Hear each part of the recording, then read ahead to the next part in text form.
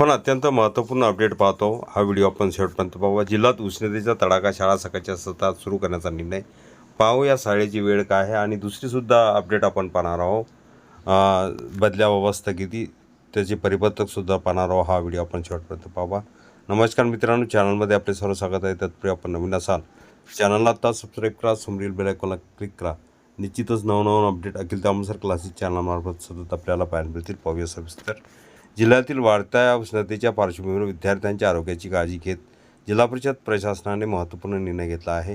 जिल्ह्यात तापमान 42°C पुढे गेल्याने विद्यार्थ्यांवर होणारा प्रतिकूल परिणाम लक्षात घेता जिल्हा परिषदेच्या सर्व शाळा सकाळच्या सत्रात घेण्याचे आदेश देण्यात आले आहेत।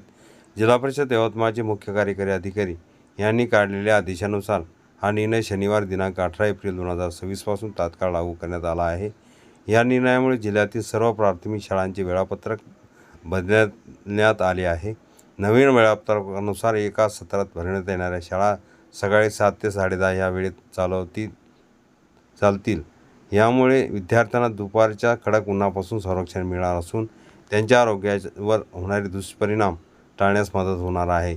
तसेच सर्व गट शिक्षणाधिकारी, सर्व पर्यवेक्षीय अधिकाऱ्यांनी या आदेशाची काटेकोर अंमलबजावणी करण्याच्या सूचना देण्यात आल्या आहेत। शाळा ठरलेल्या वेळेतच सुरू व संपत असल्याची नियमित पाहणी करण्याचे निर्देशही देण्यात आले आहेत। दरम्यान या निर्णयाचे पालक व शिक्षकांकडून स्वागत करण्यात येत असून विद्यार्थ्यांच्या सुरक्षिततेसाठी प्रशासनाने घेतलेला हा निर्णय योग्य असल्याची भावना व्यक्त केली जात आहे। दुसरी महत्त्वपूर्ण अपडेट आहे जनगणना 2026 पार्श्वभूमीवर जिल्हा परिषद कर्मचाऱ्यांच्या बदल्यावर तात्पुरती स्थगिती।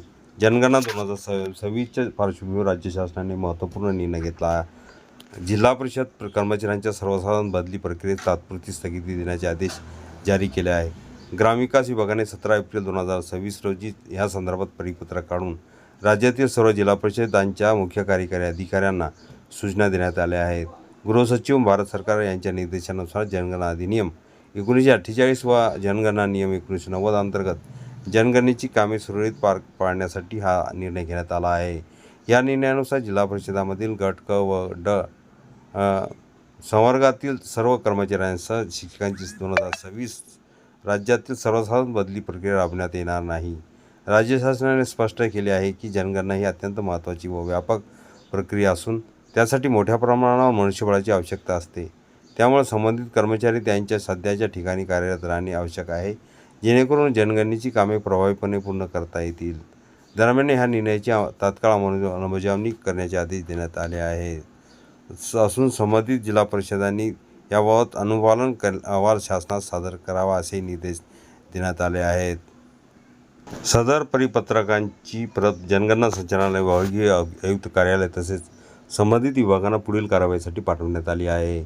या निर्णयामुळे राज्यातील हजारो शिक्षक कर्मचाऱ्यांच्या बदल्याबाबत अनिश्चितता निर्माण झाली असली तरी जनगणना प्रक्रिया निर्विघ्न पार पाडण्यासाठी हा निर्णय घेणे आवश्यक असल्याची प्रशासनाकडून सांगण्यात येत आहे। परिपत्रक पाहूया। हा व्हिडिओ उपयोगी वाटेल लाईक, शेअर आणि अखिल तामसर क्लासेस चॅनलला सबस्क्राईब करा। यवतमाळ जिल्ह्याचे महत्त्वपूर्ण परिपत्रक।